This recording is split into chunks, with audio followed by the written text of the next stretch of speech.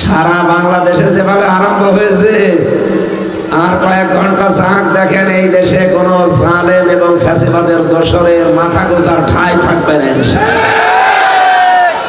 এটা দেখে যদি আগামীর যারা এরা যদি শিক্ষা নেয়, ভালো না নিলে তাদের কপালে এর চাইতেও বেশি দুষ্কর আছে। এই জন্য আজ সকাল থেকে যারা কথা বলছেন যে আমরা কারো শত্রু না, জামাত আমাদের বন্ধু মিত্র, এই কথা কয়েকদিন আগে যদি বলতেন, এই মানুষগুলোকে খেপিয়ে দিলেন কেন? আপনারা যেমন মাজলুম, এই দেশে ওই 14 দল বাদ দিয়ে সবাই মাজলুম।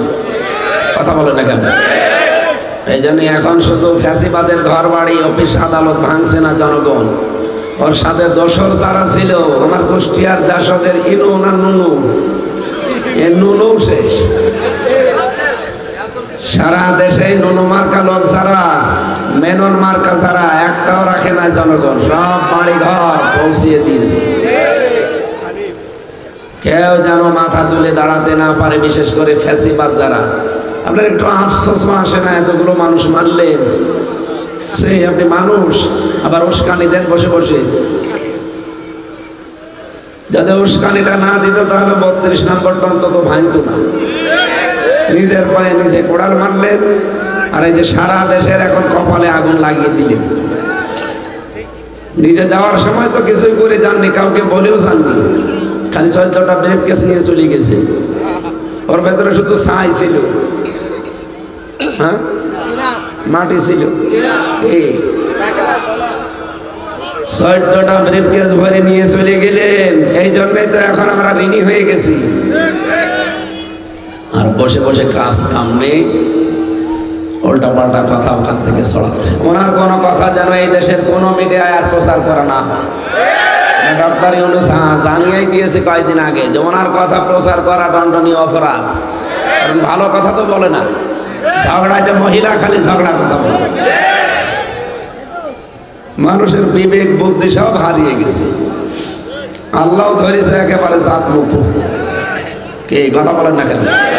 ফাকতি আযাবিরুল কওমিল্লাযিনা যালামু, যারা আলেম আছে জিজ্ঞাসা করেন তো, অতিয়া এটা মজুর, এর কর্তা বা ফাইল জানা নেই। আমি যখন আসছি তখনও অন্তত কুমিল্লার বাহার সাহেবের বাড়ি মাটির সাথে মিশানো হচ্ছে। এটা মিশাচ্ছে কে? না না, এখানে ফাকতিয়া আছে। আল্লাহ বলেন জালেমদের শিকড় কাটা হয়ে গেছে। কেটেছে কে? কেউ জানে না। সারা বাংলাদেশে ধানমন্ডি সহ যতগুলো বাড়িঘর ভাঙা হয়েছে, কে ভেঙেছে বলতে পারবেন? পারবেন না। না, আল্লাহ না, কারণ এর ফাইলই জানা নেই।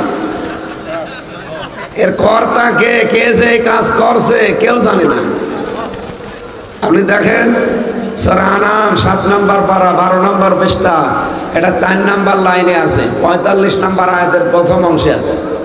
আল্লাহ বলেন জালেমদের শিকড় পর্যন্ত কেটে ফেলা হয়ে গেছে। কেটেছে কে? মামলা দেবে, নাম নেই। আবার হানিফের বাড়ি যে কে কি ভাঙলো, পায়খানার প্যানও খুলে নিয়ে চলে গেছে, কিন্তু কে নিয়েছে কেউ জানে না। আল্লাহ রাব্বুল আলামিন বলেন সূরা নমল 19 নম্বর পারার 20 নম্বর পৃষ্ঠা 7 নম্বর লাইনের 52 নম্বর আয়াতে আছে, ফাতিলকা বুয়ুতুহুম খাবিয়াতাম বিমা যালামু। আল্লাহ বলেন এই সেই ঘরগুলো, এই সেই 32 নম্বর, এই সেই বাহার, এই সেই কুষ্টিয়ার হানিফ। যদিও এখানে 32 হানিফ বাহার নাম নেই, কিন্তু এটা হাজার হাজার বছর আগের আয়াত। লোক নবীর উম্মতদের সম্পর্কে আল্লাহ নাজিল করেছিল। আমার মনে হচ্ছে 2024-25 আবার আরেকবার নাজিল হচ্ছে। 6 মাস বন্ধ ছিল, এখন আমার নতুন করে নাজিল হওয়া আরম্ভ হয়েছে। আল্লাহ বলেন এই সেই ঘরগুলো খাবিয়াতান, এগুলো আমি আল্লাহ সব পরিত্যক্ত করে দিলাম, জনশূন্য করে দিয়েছি। আপনি তাকান, এখন গতকালকে রাত 9টা থেকে শুরু হয়েছে, আজকে রাত 10:30 বাজে। সারা বাংলাদেশে একই অবস্থা। আল্লাহ যেন এভাবে আঙ্গুল দিয়ে দেখাচ্ছে জালেমদের এই সেই ঘরগুলো বিমা জলামু, এখানে জুলুম করা হতো। এ সমস্ত ঘরের নিচে যে জুলুম হয়তো তার প্রমাণ আজকে পেয়েছে ধানমন্ডির এই 32 নম্বরে মাটির নিচে আয়না ঘর। সব সাংবাদিকরা যে ভিডিও করে দেখাচ্ছে 6 তলা নিচে আর ওপরে 6 তলা, মাটির নিচে 6 তলা কি করবেন আপনি? যে দেখে ওনারা সব ছোট ছোট ঘর। তার মানে এই জুলাই আগস্টের বিপ্লব যদি সফল না হতো, যারা এগুলো ঘাড়ে নিয়েছিল, মাথায় নিয়েছিল, এগুলো সব নিয়ে ওই জায়গায় বন্দী করে রাখতো। আল্লাহ পাক বলেন এদের এই জুলুমের কারণে এদের বাড়ি ঘর পর্যন্ত আর জনশূন্য পরিত্যক্ত করে দিয়েছি। এ পর্যন্ত ছিল ওদের ব্যাপার। এর পরের অংশটা আল্লাহ আমাদের জন্য দিয়েছেন, এটা আর বলার দরকার নেই। এটা বললে যদি আমার গায়ে চলে আসে, ইন্না ফি যালিকা লায়াতাল লিকাউমিন ইয়ালামুন। যেহেতু মাদ্রাসাটা এখানে আয়াতে 2টা তাকিদ আছে, ইন্না আছে আর লাম আছে। আল্লাহ বলেন অবশ্যই এর ভেতরে শিক্ষা আছে যারা জ্ঞানী সম্প্রদায় তাদের জন্য। সুতরাং আমরা জ্ঞানী যারা, তাদের জন্য এখানে শিক্ষা কি? জালেমদের এত বড় শিকড় যদি আল্লাহ কেটে ফেলতে পারে, আপনি চিন্তা করতে পারেন ওদের শিকড় কত নিচে ছিল। বেশিরভাগ জালেমদের বাড়ির নিচে আপনি আয়না ঘর পাবেন, টর্চার সেল পাবেন। আমার কুষ্টিয়ার হানিফের বাড়ি, ওখান থেকে জুলুমের সবগুলো সাপ্লাই আসতো। কি করে কার জমি দখল হবে, কাকে সকালে মামলা দেওয়া হবে, কাকে মিথ্যা সাক্ষী দেওয়া হবে, সব ওখান থেকে দুর্বিসন্ধি করতো। আর সকালবেলা ওগুলো সব প্র্যাকটিক্যাল কাজ করে বেড়াতো। আল্লাহ বলেন ওই জালেমদের জুলুমের জায়গাগুলো আমি আল্লাহ পরিত্যক্ত করে দিয়েছি। এই জন্য অনেকে এখন আওয়াজ তুলেছে ধানমন্ডির এই জায়গাটা যেহেতু আসল জায়গা, এখান থেকে সারা দেশে জুলুমের সাপ্লাই হতো। আর নতুন করে যে আয়না ঘরের খোঁজও পাওয়া গেছে, কি হইতো বলেন তো আপনি যদি টিকে থাকতো জালেম। এই জন্য দল মত নির্বিশেষে দেশের সবাই এখন আওয়াজ তুলছে এই বাড়িটা যেন সামনে হয় কোনো মন্দির বানানো হয়।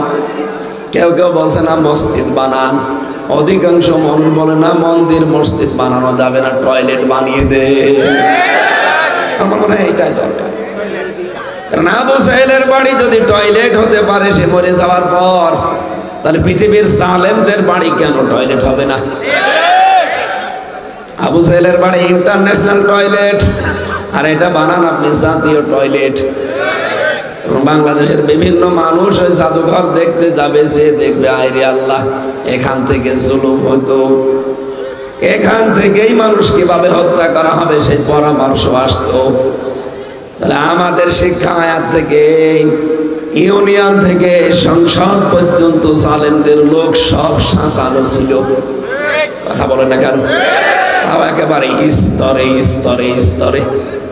জালেমদের এত কিছু যদি আল্লাহ সব ধ্বংস করে দিতে পারেন, আগামীতে যারা চেয়ারে বসবেন তারাও যদি জুলুম করেন জনগণের উপরে, আল্লাহর কসম 5 বছর পরে আপনার বাড়িও শ্মশান হয়ে যাবে। এই জন্য সাবধান হব আমরা।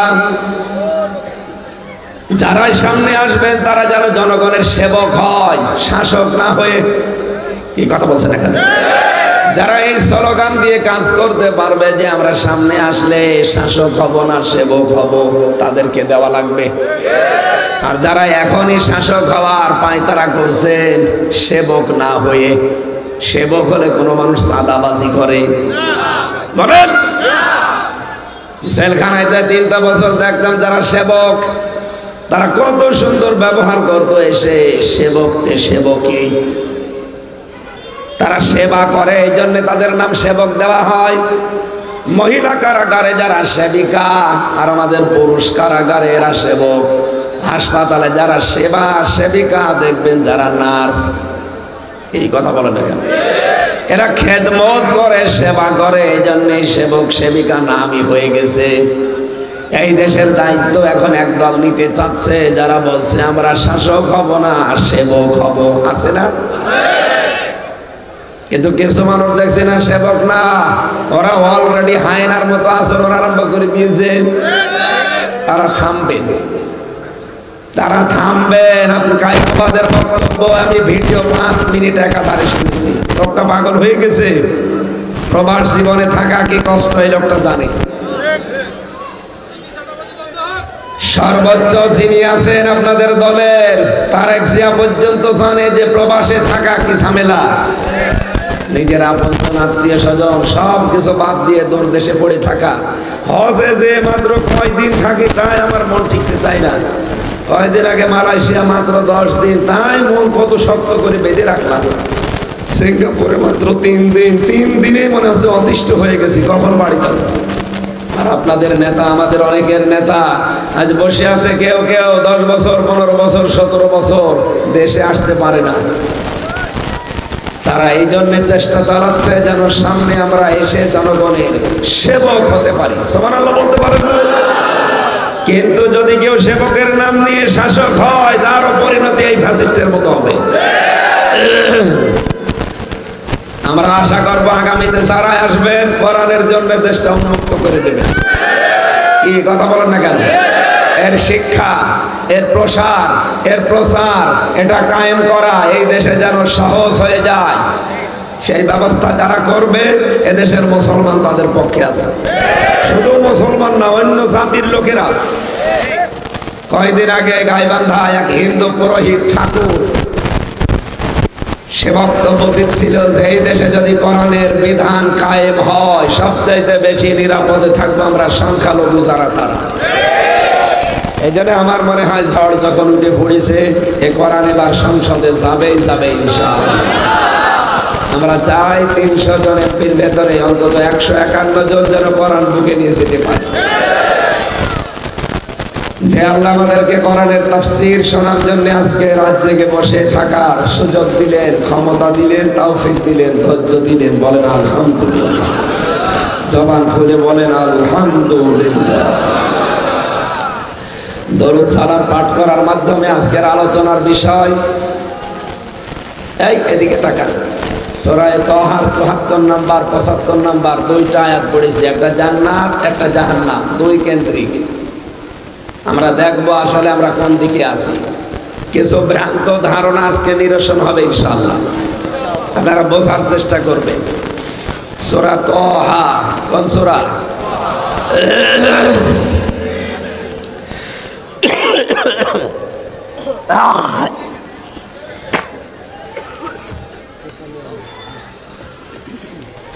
কণ্ঠ সাপোর্ট করছে না, গলা ভেঙে গেছে, তো জোর করে বলতে গেলে আরো বসে যাচ্ছে। অল্প দেবেন, একেবারে 1 ঢোক। চিনি মিশানো না, চিনি মিশানো এর ভেতরে চিনি দিলে গলা বসে যাবে।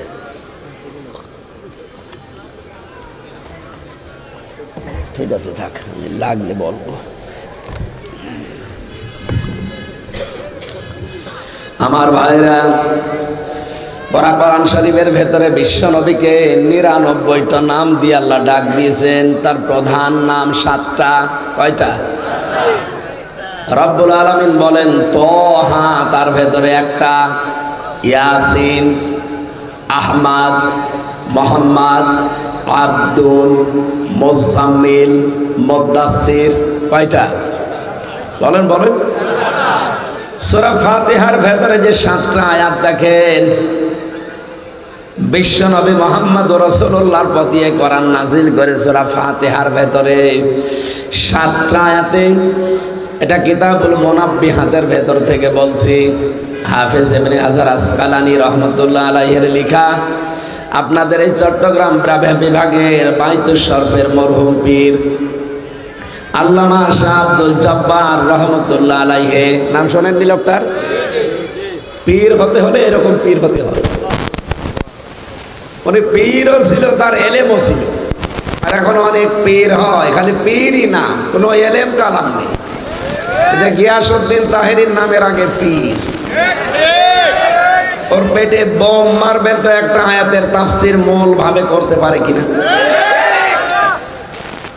নামের আগে পীর বসিয়ে রেখেছে।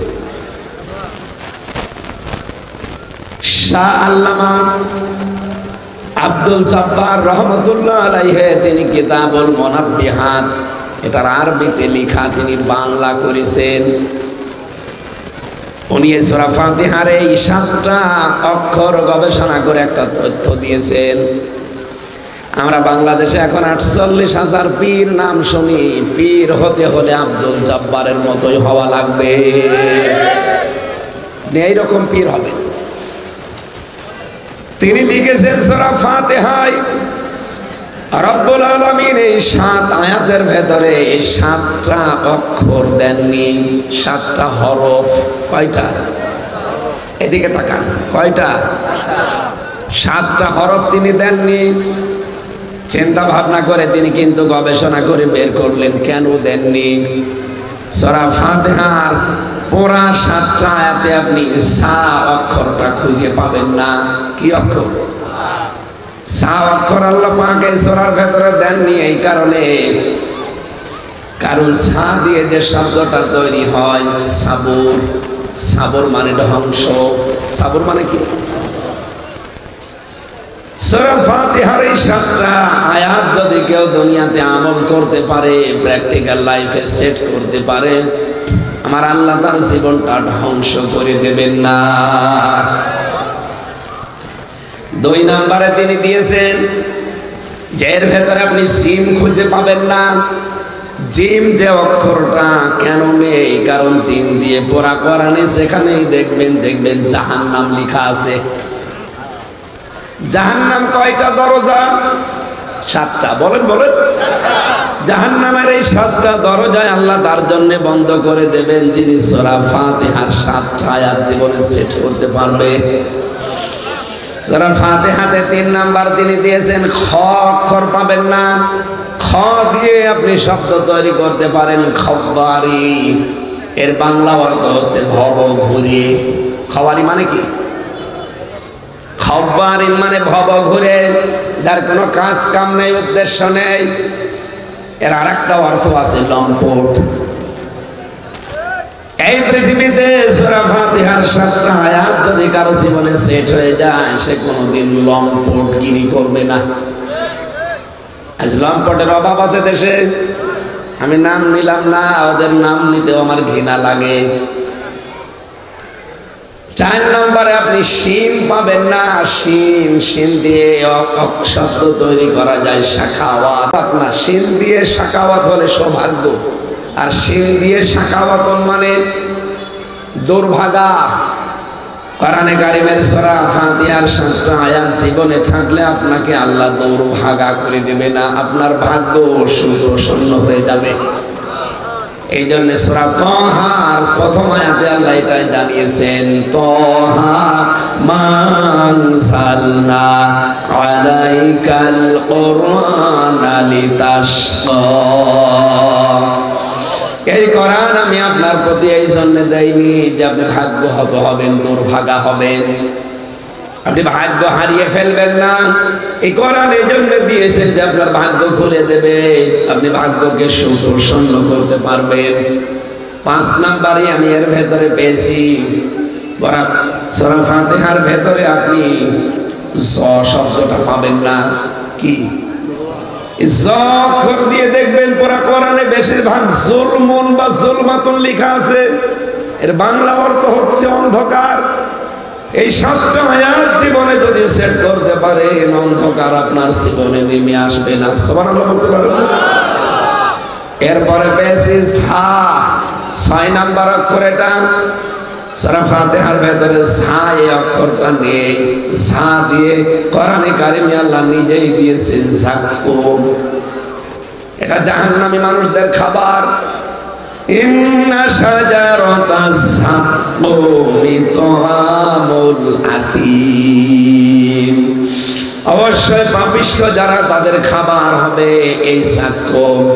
মুখের ভেতরে দিতে দেরি, ভেতরেও যাবে না, বেরও হবে না, গলায় আটকে যাবে। তার মানে জাক্কুম গাছের ফল আপনাকে খাওয়া লাগবে না, জাহান্নামেও যাওয়া লাগবে না। সূরা ফাতিহা যদি আমল করেন, সর্বশেষ 7 নাম্বার অক্ষর আপনি পাবেন না, ফা। কি বললাম? ফা দিয়ে ফিরাউন মানে বিচ্ছেদ। এই কোরআনের সাথে যদি সত্যি আপনার সূরা ফাতিহার সম্পর্ক আপনার জীবনে থাকে, আল্লাহ আপনার থেকে আপনার সন্তানাদি, আপনার আত্মীয় স্বজন, আপনার জনগণ, এমনকি আপনার এই দেশে যা করেছেন তার থেকে আপনাকে আল্লাহ বিচ্ছেদ করবে না। আজ হাসিনাকে আল্লাহ বিচ্ছেদ করে দিয়েছে, তার সন্তানাদি, তার সম্পদাদি, তার দলের লোক, তার দেশের লোক। এই কথা বলছে না কেন? এমন একটা মানুষের সাথে সম্পর্ক করে এখন আছে যার সাথে বিয়ে পোষাও সাইজ নেই। বিয়ে করা যায় কাছে লোকটার সাথে? বিয়ে যদি করতে চাই তাহলে দাদার শেষ বয়স আবার মুসলমানি দেওয়া লাগবে। আর এখন যে বয়স ও দাদার মুসলমানিদের জিনিস খুঁজে পাবেন, আর এই বয়সে আপনি হাসাম পাবেন কোথায়? ও বুড়ো হাসাম ছাড়া কেউ কাটতে পারবে? আর কেউ তো চোখ খুলে কাটা যাবে না, কারণ ও পাকা মোটা। কাটতে গেলে এখন চোখ বন্ধ করে কাটা লাগবে। শেষে দেখা যাচ্ছে আগা কাটতেছে গোড়া কাটতে।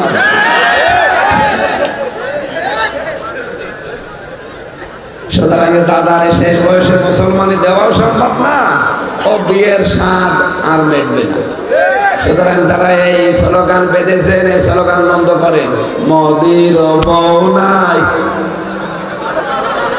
এটা আর বলা যাবে না। শেখ হাসিনা জামাই নাই, না এটা বলা যাবে না ভাই।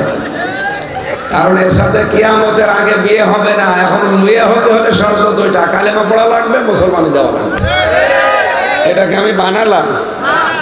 সূরা বাকারা 2 নাম্বার পারা 14 নাম্বার পৃষ্ঠার 4 নাম্বার লাইনের, এটা 221 নাম্বার আয়াতের মাঝের অংশে আছে। নিয়ে আসেন কোরআন শরীফ হইতে। জিজ্ঞাসা করেন, ওয়ালা তুনকিহুল মুশরিকিনা হাত্তা ইউমিনু, যতক্ষণ মুশরিক পুরুষ ঈমান না আনবে, মুসলমানি না দেবে, মুসলমান না হবে, ওর সাথে কোনো মুমিনা নারীর বিয়ে করা জায়েজ নেই। আমাদেরটা যাই হোক, অন্তত মিথ্যা কথা মতো যাই বলে, কিন্তু সে তো একটা হাজি নাকি? কথা বলে না, সে একটা মুসলমান হাজি না? যদিও তার হজের একটা কথাও সে ঠিক রাখে নাই। কারণ হজে যে মানুষ প্রথমেই বলে ইন্নাল হামদা, যত প্রশংসা করি আজকে থেকে সব তোমার করব, হে আল্লাহ আমি কথা দিয়ে গেলাম, অথচ বাংলাদেশে এসে যত প্রশংসা সব বাবার প্রশংসা। তার মানে তার নিজের কথাই ঠিক নেই। এখন বলে না কেন?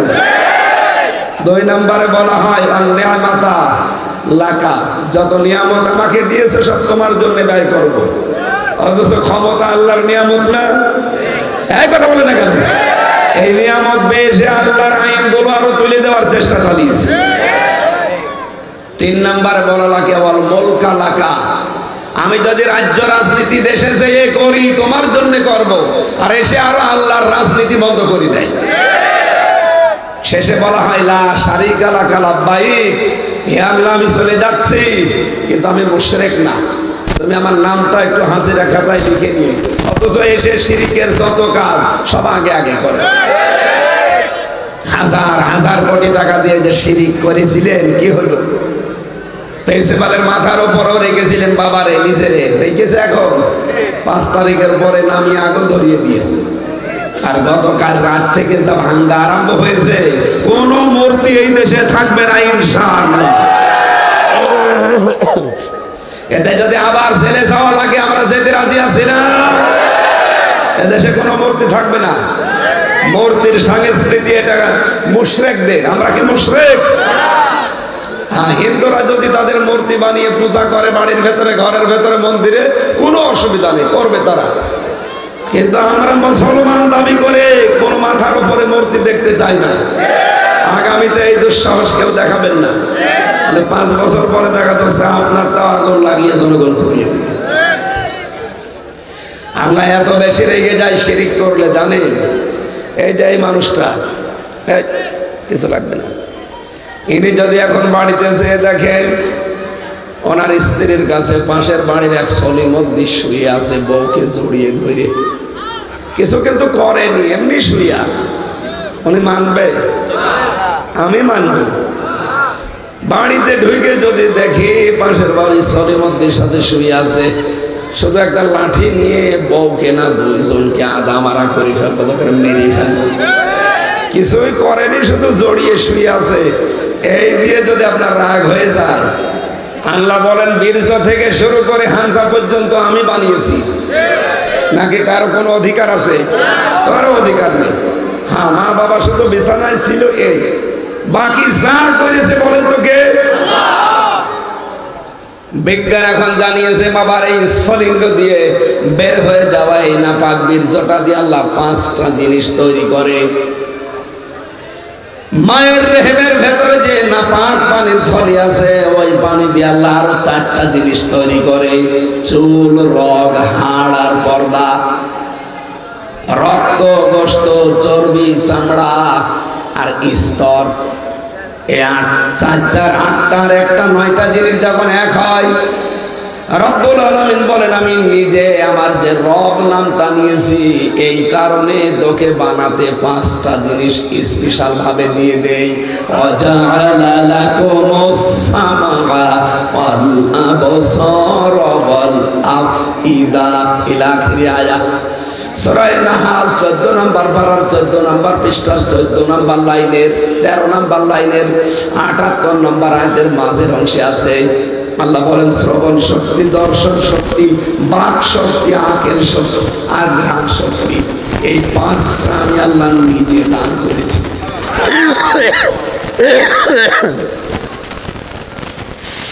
8, 5, 13টা জিনিস যখন এক হয়ে যায়, আল্লাহু আখরাজাকুম মিন বুতুনি উম্মাহাতিকুম লা তা'লামুনা শাইআ, তখন আস্তে করে বাচ্চার আকারে ওকে বের করে দেওয়ার জন্য জিনিসপত্র সাজায়। কমপক্ষে 360টা হাড় দেয়, এক একটা হাড় শরীরের ভেতরে এক এক রকম। যত হাড় প্রকার আমাদের শরীরে আছে, সব হাড় যদি একরকম হতো জীবনও চলাফেরা করতে পারতেন না। কথা বলে না কেন? শুধু হাড় দিয়েই শেষ করে দেয়নি, প্রতিটি হাড়ের সাথে আমি জয়েন্ট দিয়েছি। এই জয়েন্ট গুলো যদি না দিতাম কোনো জিনিস ধরতেও পারতিস না। তোর এই 3.5 হাত বডির ভেতরে 9768 প্রকার চামড়া দিয়েছি। এক এক জায়গার চামড়া এক এক রকম, এক চামড়ার সাথে মেলে না। এমনকি আমার চামড়ার সাথে যদি ভাইয়ের চামড়া আপনি দেখেন মনে হচ্ছে একরকম, ওনার চামড়া কেটে যাক, ফেটে যাক, ছিঁড়ে যাক, আমার চামড়া লাগিয়ে দেবেন, পছন্দ ধরবে। পরীক্ষা করে দেখেন। ওনার চামড়া যদি কেউ ভালো বানাতে চান, তাহলে ডাক্তারদের উচিত হবে ওনার শরীরের এই 9768 প্রকার কোন জায়গার চামড়া কেটে ওখানে লাগানো লাগবে। আপনি কোনোদিন চিন্তা করেছেন কেন আমার চামড়া লাগে না ওনার শরীরে? কেন? কোরআন হাদিসের বর্ণনা এই পৃথিবীর বান্দা বান্দিরা তোর চামড়া এর চামড়ার সাথে মেলে না, আর কিয়ামতের দিন ও তোর বোঝা, পাপের বোঝা বহন করে দেবে। ও বলে আর তুই বিশ্বাস করিস? ও তো একটা ভণ্ড আর তুই পাগল। ও বাংলার মুসলমানেরা, কেউ কারো বোঝা বহন করবে না। ওয়ালা তাসিরু ওয়াসিরাতু বিজরা, কিয়ামতের দিন যার বোঝা তার বহন করা লাগবে। কথা বলেন ঠিক কিনা? কেউ কারো বোঝা বহন করবে? আরো জোরে বলেন না। সুতরাং যে ভণ্ড বীরগুলো এই কথা ছড়ান যে তোর কোনো চিন্তা নেই, তোর বাবা আছে, ওটা একটা ভণ্ড। কেউ কারো বোঝা বহন করবে না কিয়ামতে।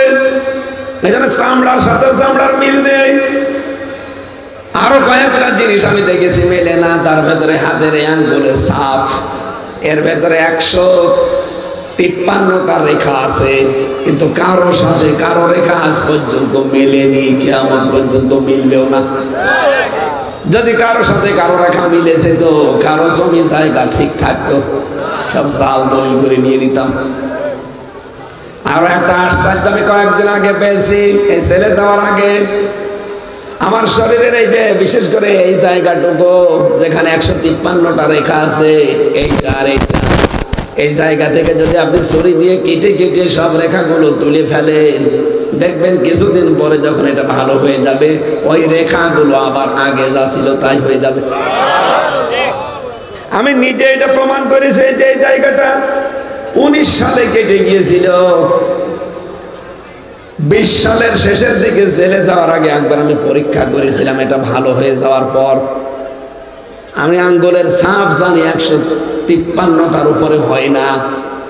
পরবর্তীতে 1.5 বছরের মাথায় দেখলাম আমার আল্লাহ আবার আগেরটা ফিরিয়ে দিয়েছে।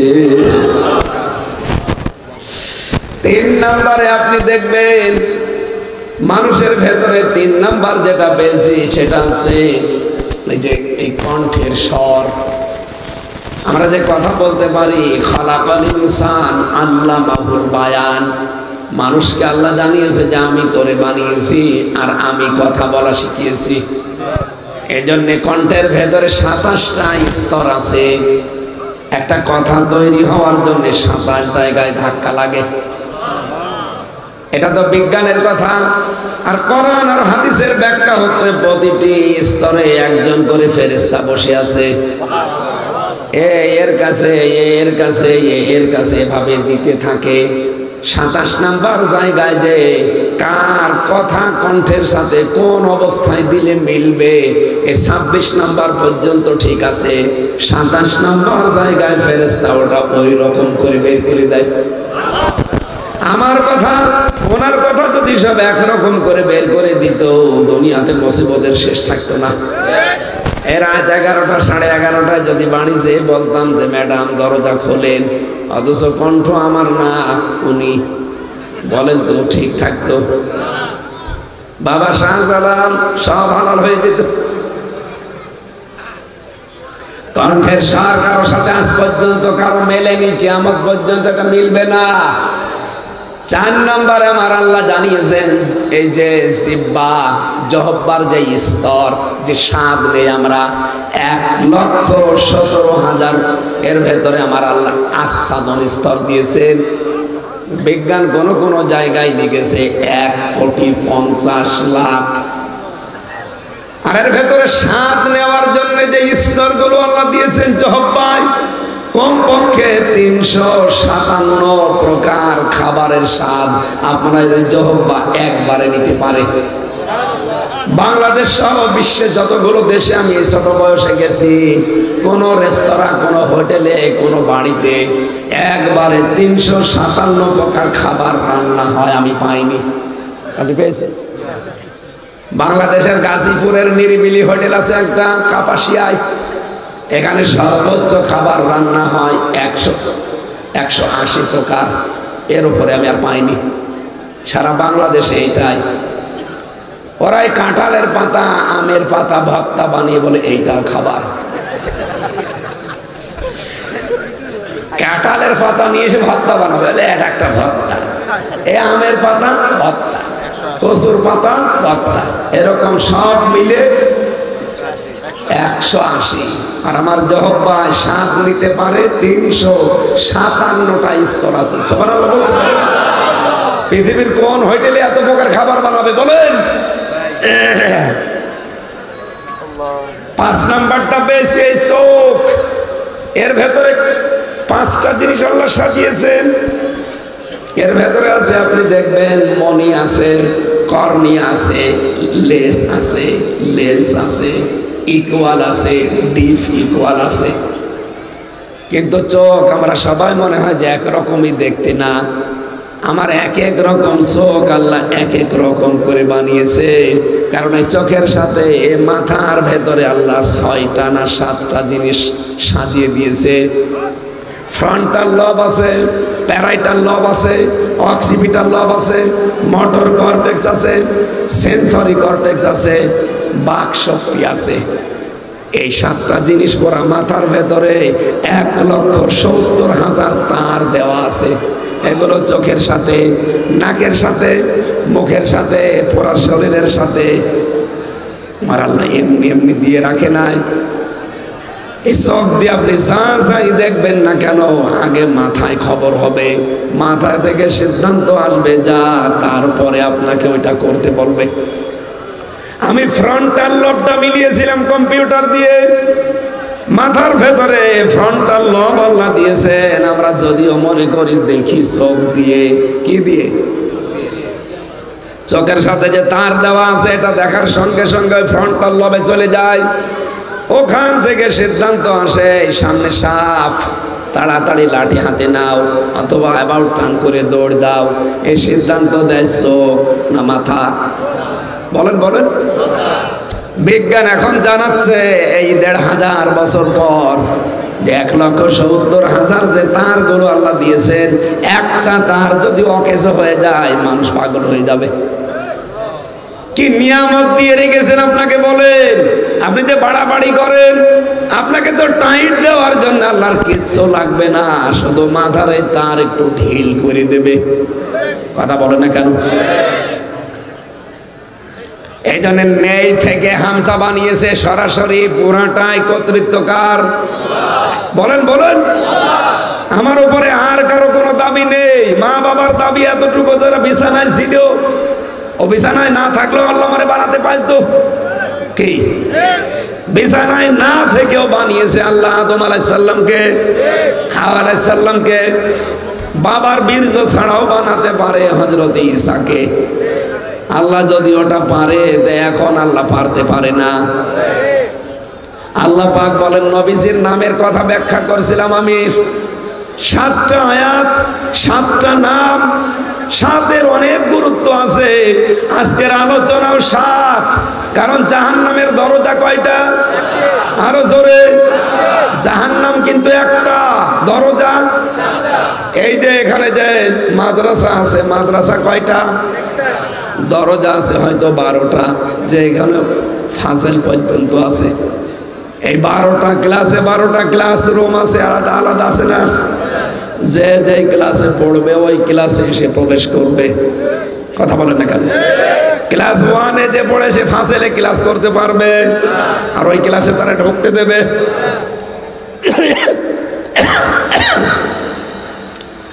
আল্লাহ পাক বলেন, লাহা সাবাতু আবওয়াব লিকুল্লি বাবিম মিনহুম জুজউম মাকসুম। জাহান্নামের দরজা 7টা, জাহান্নাম 7টা না, জাহান্নামের দরজা। এই যে লাহা, হা দিয়ে আল্লাহ জাহান্নামের ইঙ্গিত দিয়েছেন।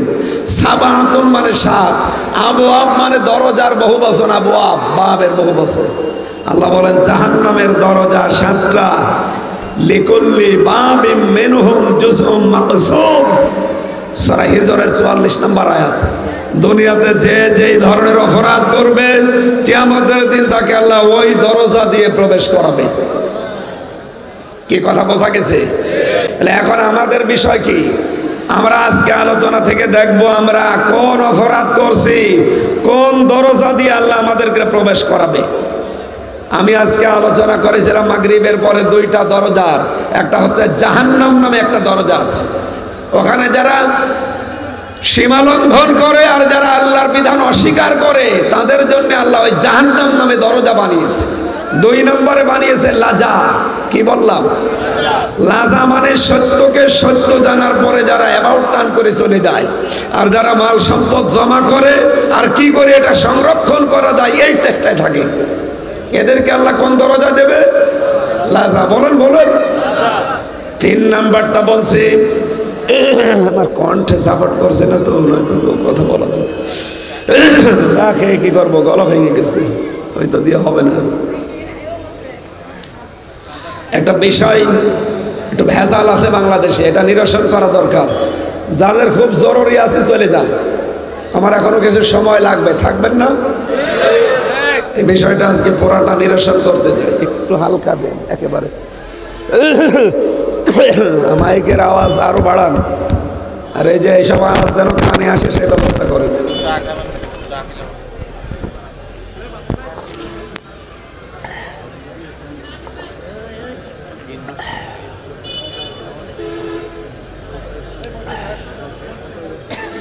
সবাই একটু পিছনে আসেন, সবাই একটু পিছনে, সবাই একটু পিছনে আসেন, পিছনে বাইকে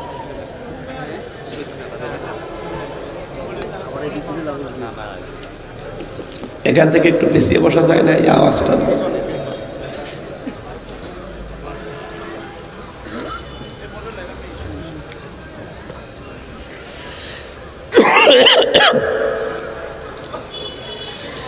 3টা বছরে ওরা আমার এমন কোনো অত্যাচার নেই, টর্চার নেই শরীরের উপরে করে না। শরীর তো ঠিকই আছে, তাই তো ভালো। এই জন্যই তো স্বাভাবিক হতে পারছি না। এত পাওয়ারওয়ালা ঔষধ খাচ্ছি কিন্তু না। ডাক্তাররা বলছে সব বাদ দিয়ে মুখে টেপ মেরে পড়ে থাকে, এমনি আস্তে আস্তে শরীর ঠিক হবে। টেপ মেরে পড়ে থাকলে আপনারা তো গালি দেবেন, দাওয়াত নিয়ে আসে নাই। আমি যে এদিকে পারছি না। পরশুদিনও বলেছিলাম যে মাহফিলগুলো বন্ধ করে, 4-5টা বন্ধ করে দেন যেন স্বাভাবিক হয়ে আবার শুরু করে। আসলে কিছু বলার নেই। আপনারা তো আয়োজন করেন 1-1.5 মাস ধরিয়ে, হঠাৎ করে যদি 1-2 দিন আগে মানা করে দিয়ে কিরকম হয় না। পারছি না, তারপরও জোর করে নিয়ে এসে তুলে দিচ্ছে। এখানে একটু মাথা আসতেন তো এই জায়গায় গা ঘেমে যাচ্ছে। 2 মিনিট দেন, তারপরে বন্ধ করে দিন। আল্লাহ রাব্বুল আলামিন বলেন, ওয়া আম্মা মান খাফফাত মাওয়াজিনুহু ফাউম্মুহু হাবিয়া ওয়া মা আদরাকা মা হিয়া নারুন হামিয়া। 3 নম্বর জাহান্নামের একটা দরজা আছে, নাম হাবিয়া। নাম কি? নাম শোনেননি কোনোদিন? এটা জ্বলন্ত আগুন, এর ভেতর আর কিছু নেই, খালি আগুনই। নাম শুনেই বোঝা যাচ্ছে এটা কেমন হতে পারে। আল্লাহ পাক বলেন এখানে কাদেরকে ঢোকাবো, প্রবেশ করাবো জানো?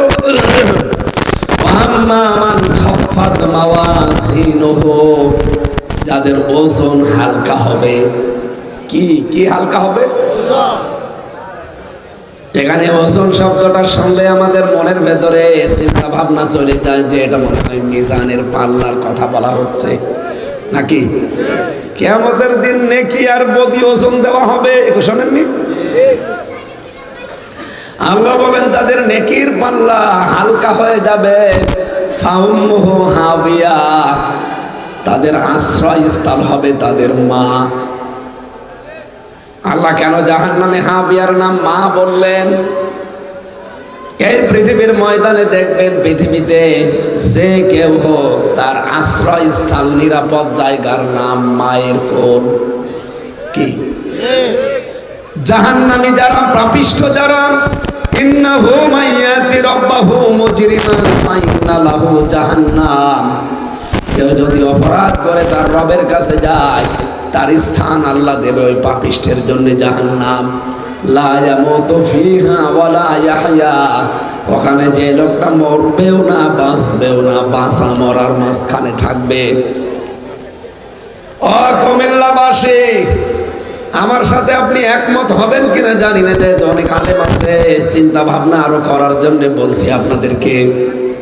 আপনি একটু দেখবেন এই বিষয়টা আসলে এরকম হতে পারে কিনা। রব্বুল আলামিন যে জানিয়ে দিলেন যে কিয়ামতে যার হালকা হবে ওজন, তাকে আমি আল্লাহ জাহান্নাম তার আশ্রয়স্থল বানিয়ে দেব। নবী আপনি কি জানেন এই হাবিয়া জাহান্নামের এই যে দরজা, এটা কি?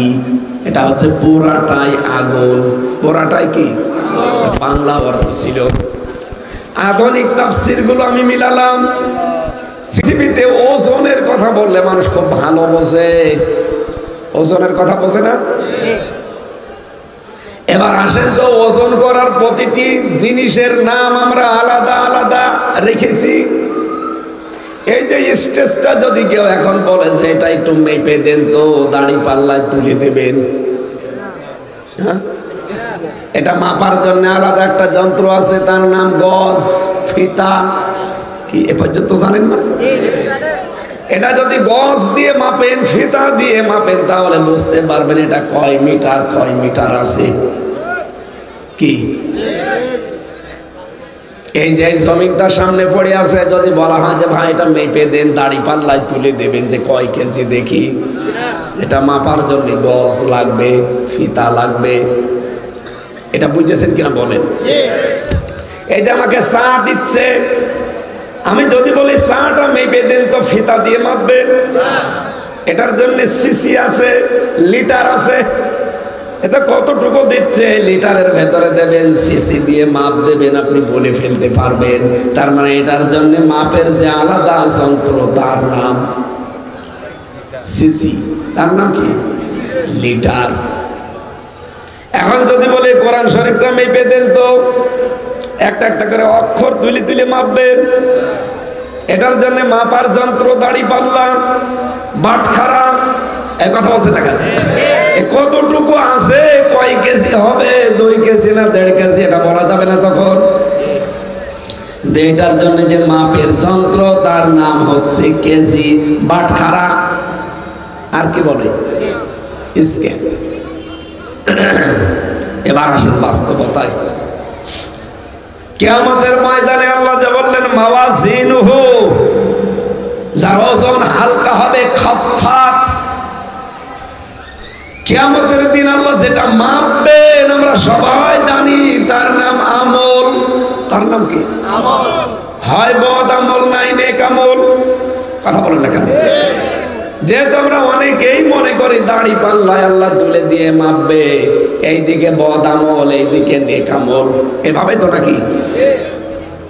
আপনার এই বাংলাদেশে কোনো পাগলও বিশ্বাস করবে যে আমল দাড়ি পাল্লা দিয়ে মাপা যায়? আমল মানে কি বলেন তো? কাজ। আমল মানে এই জবাব দেওয়া লাগবে না, আবার গেবত করবেন। আমল মানে কি? কাজ। কি কোনো পাগলও দাড়ি পাল্লা দিয়ে মাপে যে 5 কেজি কাজ? কাজ মাপতে হয় গুরুত্বের ভিত্তিতে নাকি? প্রিন্সিপাল সাহেব আমাকে একটা কাজ দিয়েছে, এই কাজটা উনি মাপবেন কি করে, উনি দেখবেন কি করে কাজটা? উনি গুরুত্বের ভিত্তিতে দেখবেন যে কাজটা গুরুত্ব দিয়েও হামসা করছে কিনা। কথা বলেন না কেন? এবার আসেন এই যে স্টেজ, এটার গুরুত্বপূর্ণ জিনিস আছে 2টা, একটা খুঁটি আর একটা সামিয়ানা। কি? এই 2টাই গুরুত্বপূর্ণ। এখানে গুরুত্বহীন অনেক জিনিস আছে। এই টেবিলটা, এই টিস্যুর বক্স, এই চায়ের কাপ, এই যে সামিয়ানাটা, এক কথা বোঝা লাগবে। এইগুলো যদি না থাকতো কেউ স্টেজ বলতো না। একজন বলছেন না, ওর মাথায় একটা লাঠি দিয়ে বাড়ি মারেন তো। এখানে স্টেজ হওয়ার জন্য আমার প্রথম শর্ত হচ্ছে খুঁটি লাগবে, 2 নম্বরে সামিয়ানা লাগবে। খুঁটি আর সামিয়ানা বাদ দিলে স্টেজ হবে? খুঁটি আর সামিয়ানা যদি থাকে, বাকি যদি কিচ্ছু না থাকে, তাও মানুষ বলবে এটা স্টেজ। আল্লাহ পাক বলেন কিয়ামতের দিন আমি গুরুত্বের ভিত্তিতে তোর আমল মাপবো, কাজ মাপবো। কিয়ামতের ময়দানে গুরুত্বের ভিত্তিতে যেহেতু মাপা হবে, আমি আবার আলেমদেরকে ক্ষমা চেয়ে দিচ্ছি, আপনি চিন্তা ভাবনা আরো করবেন। আমার ছোট মাথায় তো চিন্তা ভাবনা এটা ভুলও হতে পারে, আপনি একমত নাও হতে পারেন।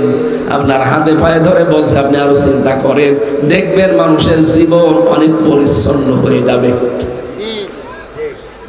কিয়ামতের দিন সবাই বিশ্বাস করেন যে আমল মাপবে, আমল মানে কাজ, নাকি আমল মানে অন্য কিছু আছে? নেই, আমল মানে কাজ।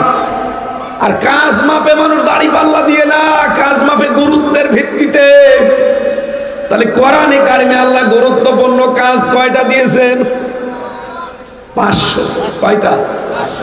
500। কোরআনে শরীয়তের বিধান আপনি 500 পাবেন। এই 500টা গুরুত্বপূর্ণ কাজ আপনার জীবনে থাকা লাগবে। কি কথা বলেন এখানে? এই বাংলাদেশে বহু মানুষ আমরা দেখি 499টা মানে, কিন্তু একটা মানে না। বলেন তো এখানে গুরুত্বপূর্ণ যে 2টা বললাম, সামিয়ানা আর খুঁটি, একটা যদি না থাকে আর একটা টিকে থাকবে? আরো জোরে বলেন। শুধু খুঁটিয়ে টাঙিয়ে রাখলেন, কেউ বলবে এটা স্টেজ। শুধু সামিয়ানা দিয়েছেন, দেবেন কোথায়? কেউ বলবে এটা স্টেজ। তাহলে গুরুত্বপূর্ণ এই 2টাই লাগবে। এই জন্য যত ফরজ বিধান আল্লাহ কোরআনে দিয়েছেন, দেখবেন তার ভেতরে আবার আলাদা আলাদা কিছু ফরজ আছে। যেমন নামাজ ফরজ। কি? নামাজের ভেতরে আলাদা ফরজ আছে না? নামাজ কি বলেন না কেন? এই নামাজের ভেতরে ফরজ কয়টা?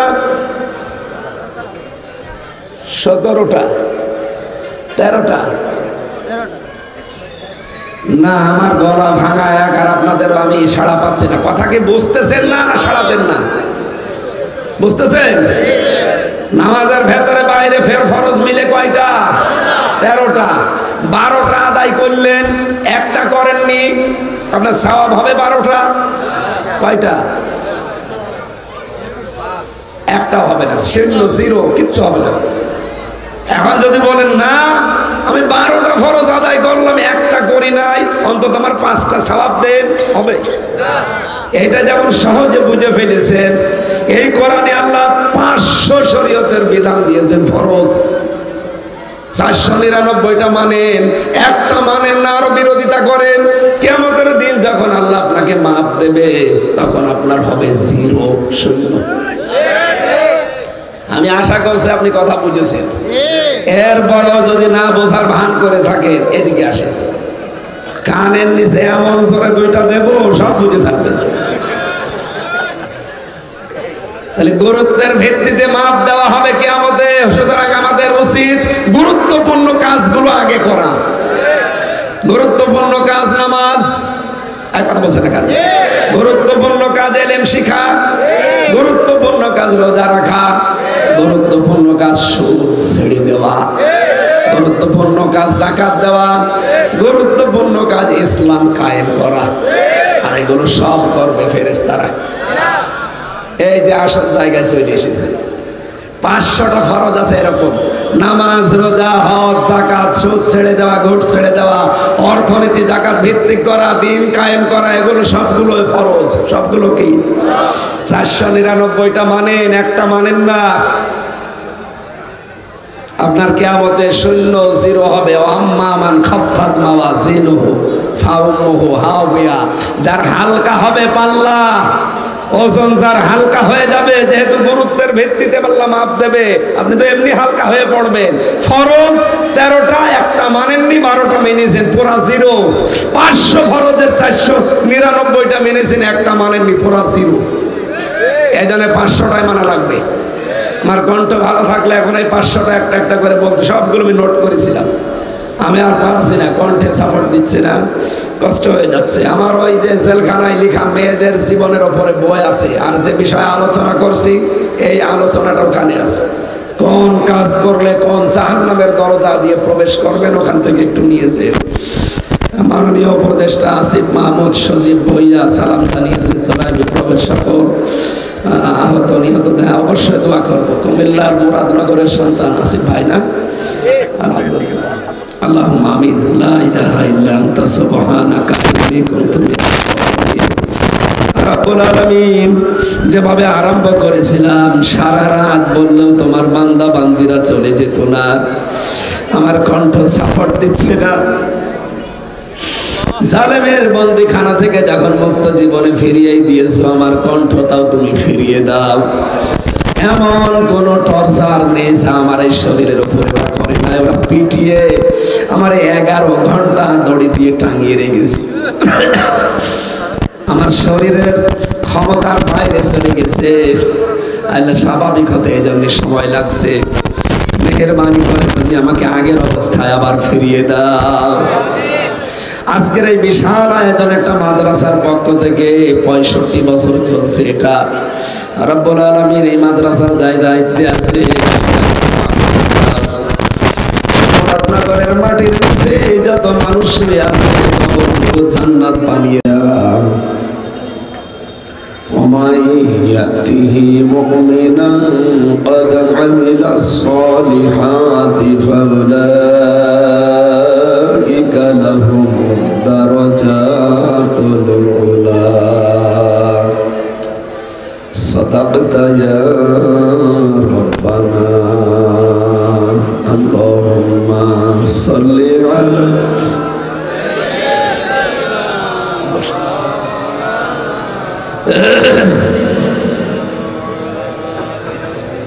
سبحانك لا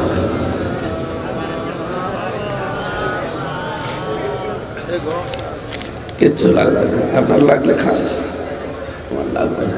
আলহামদুলিল্লাহ, কুমিল্লা জেলার মুরাদনগর থানার অন্তর্গত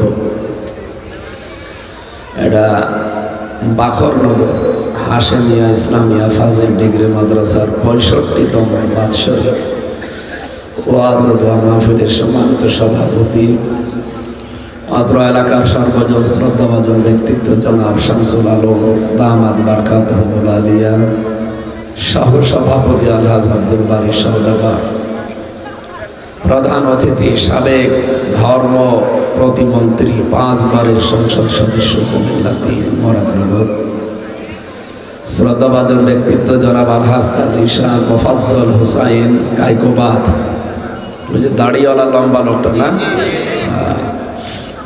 আতাল্লাহু উমরাহু ওয়া বারাকাল্লাহু ফি হায়াতি, আমিন। প্রধান আকর্ষণ জনাব আলহাজ আব্দুল মঈন শামীম ঢাকা, বিশেষ আকর্ষণ জনাব কাজী আবুল খায়ের চেয়ারম্যান 14 নম্বর নবীপুর ইউনিয়ন পরিষদ। এতক্ষণ যারা আলোচনা রাখলেন মাওলানা হোসেন মাহফুজ চুয়াডাঙ্গা, আলহাজ মাওলানা গোলাম জিলানী, মাওলানা কারি মাহবুবুর রহমান সরকার, এরপরে মাওলানা নজরুল ইসলাম, আলহাজ মাওলানা মোহাম্মদ ইসমাইল, উপাধ্যক্ষ সৈয়দপুর কামিল মাদ্রাসা, বিশেষ অতিথি অনেক মানুষের নাম দিয়েছেন। এমনি আমার শরীর এবং কণ্ঠ দুইটাই দুর্বল। সবার জন্য একবার দোয়া করছি, আল্লাহ তাদের সম্মান মর্যাদা তুমি আরো বাড়িয়ে দাও।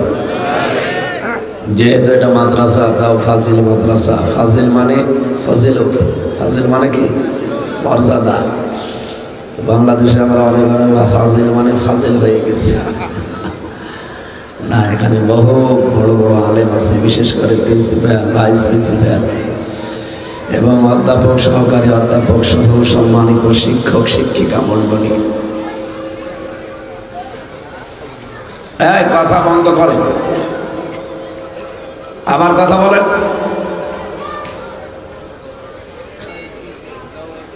নিস্তব্ধ হয়ে যাবেন একেবারে। কোরআনে কারিমের আজকের এই অনুষ্ঠানটা এখন এমনিতেই এখানে 24 ঘন্টায় তো ইবাদত চলে, কারণ এটা তো মাদ্রাসা। তারপরেও এখন মাহফিলের জন্য আমাদের ইবাদত আরম্ভ হয়েছে আরো বেশি। আফদালুল ইবাদাত, পৃথিবীতে যত নফল ইবাদত আছে তার ভেতরে এটা উত্তম। আফদালুল ইবাদাতি তিলাওয়াতুল কোরআন। আমরা সেই কোরআন তেলাওয়াতের মাধ্যমে আজকের আলোচনা আরম্ভ করতে যাচ্ছি। যে আল্লাহ আমাদের ইবাদতের ভিতরে নিয়ে যেতে রাখলেন, বলেন আলহামদুলিল্লাহ। মাদ্রাসার যারা শিক্ষক শিক্ষিকা এবং ছাত্র ছাত্রী ভাই এবং বোনদের জন্য দোয়া করছি, আল্লাহ তাদের মেধা স্মৃতি যোগ্যতা আরো বাড়িয়ে দেন। এটা যারা প্রতিষ্ঠিত করেছিলেন সে মানুষগুলো হয়তো এখন অনেকে কবরে আছে। নবীজির এই ঘরের ওসিলায় আল্লাহ তাদের কবরগুলোকেও যেন জান্নাতুল ফেরদাউস বানিয়ে দেন। মঞ্চে বসা আছেন সম্মানিত ব্যক্তিবর্গ, সামনে বসা মুসলমান ভাইরা, পর্দার আড়ালের সম্মানিত মা এবং বোনেরা, প্রশাসনের ভাইরা, প্রাণ প্রিয় কুমিল্লাবাসী। অনেক বড় জেলা। আমি তো সে মাগরিবের পর 1 ঘন্টা কথা বলে আসলাম সে কুমিল্লা। কোন থানা? সে আদায় থানা, আদর্শ সদর। অনেক বড় জেলা এটা। বাংলাদেশের ভেতরে যে কয়টা বড় বড় জেলা আছে তার ভেতরে কুমিল্লা একটা। 17 জেলার এক জেলা। কিন্তু মোশতাকের কারণে আপনারা বিভাগটা পাননি, এবার পাবেন ইনশাআল্লাহ।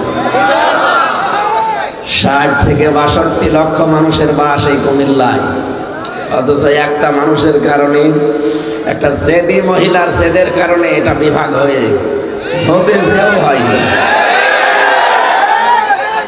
তার জেদ এদেশের মানুষেরা এখন মাটির সাথে মিশিয়ে দিয়েছে।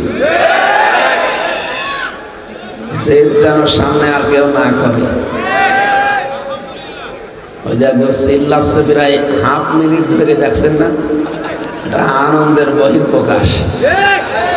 একটা জারজ সন্তান আছে বাংলাদেশের, এক জারজ সন্তান নিঝুম মজুমদার।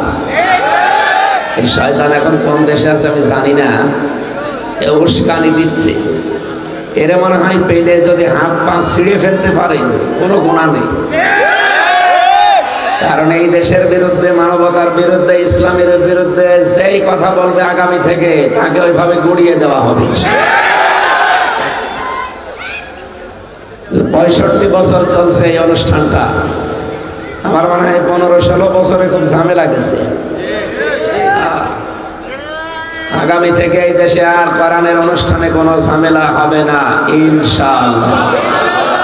এমন কোন মহারথী সামনে আসবে না যাদের কাছে অনুমতি নেওয়া লাগে। এটা নাপাক মহিলা, তার কাছে অনুমতি নেওয়া লাগবে। কেন? কোরআনে কারীম পাক এবং পবিত্র।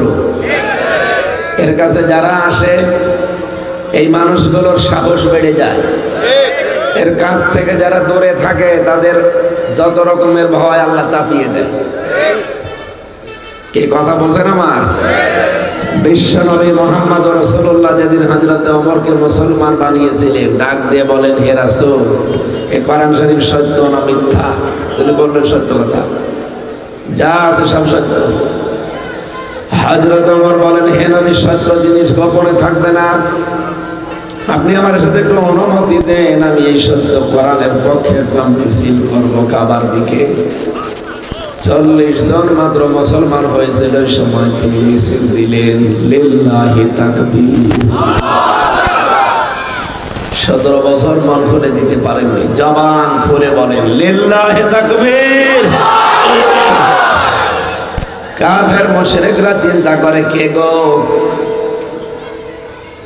মিছিল করে কাবার চত্বরে আল্লাহু আকবারের ধ্বনি দিয়ে, জানালা দিয়ে, দরজা দিয়ে মুখ বের করে দেখে মিছিলের সামনে হযরত ওমর। তাড়াতাড়ি করে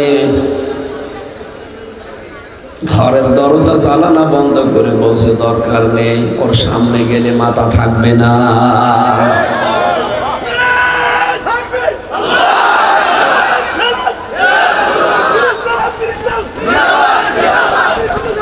ঠিক আছে, ঠিক আছে, বসা।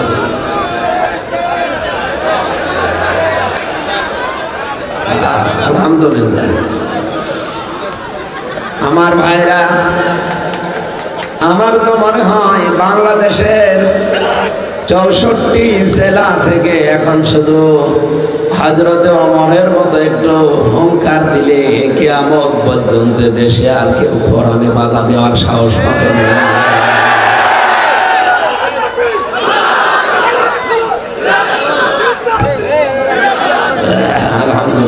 ঠিক আছে।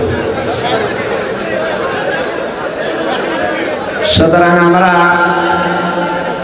এই 54 বছরে কম বেশি বাধা প্রাপ্ত হয়েছি, বিশেষ করে 15.5 বছর।